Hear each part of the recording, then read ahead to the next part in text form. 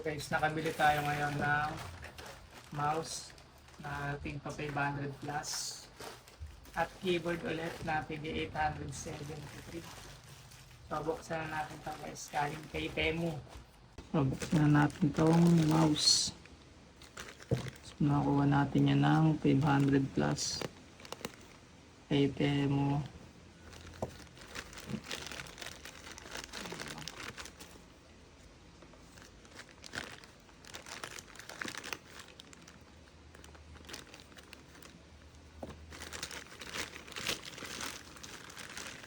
Ito na siya.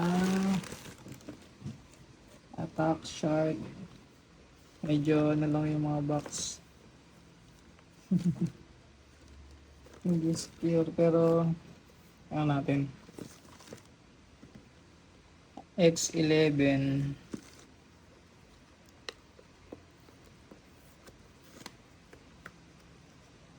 Tingnan natin kung hindi siya ba to.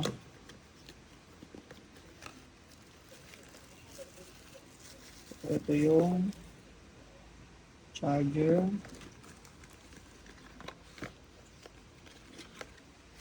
Mga papel na.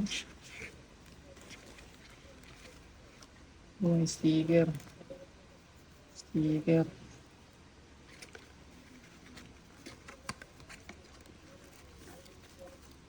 Mouse.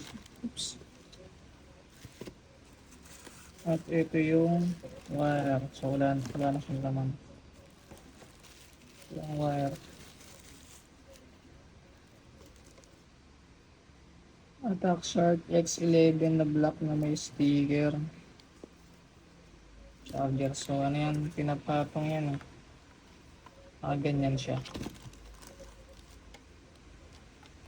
Hindi pala malakas ang malakas na magnet niya. Ganyan yan guys. Sa halagang 500 plus. Tabi muna natin yung mouse.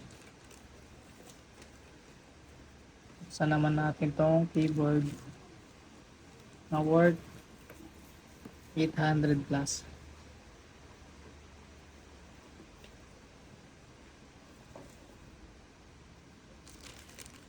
So nakakapag-open ulit tayo ng isa nito. Naka-order ulit tayo na meron discount card. Kaya ang gagawin natin dito ay ibebenta na lang natin. Dahil negosyante tayo. Ang pangat lang ng box na. Stock. Isa ko yung box niya guys. Parang binuksan na ito Parang binuksan.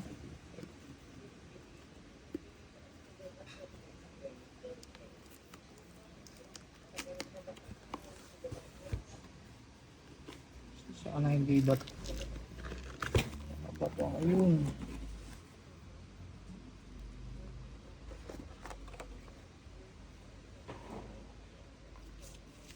Papel.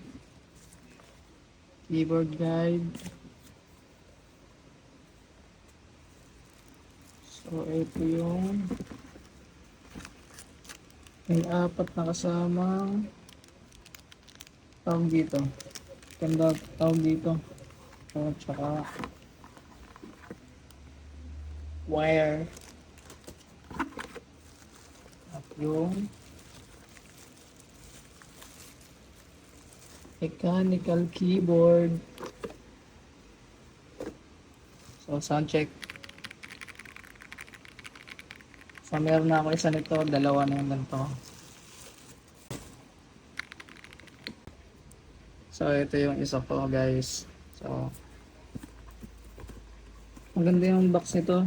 May isa pang box Hindi tulad nitong isa. Wasak-wasak yung box.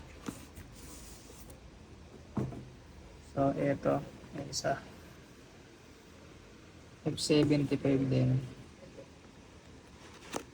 Parehas ng kulay. Oops. Ayan siya guys. Mas maganda box ito.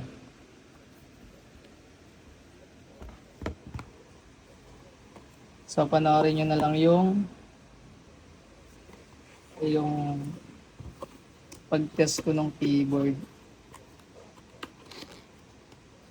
So So unboxing lang tayo guys.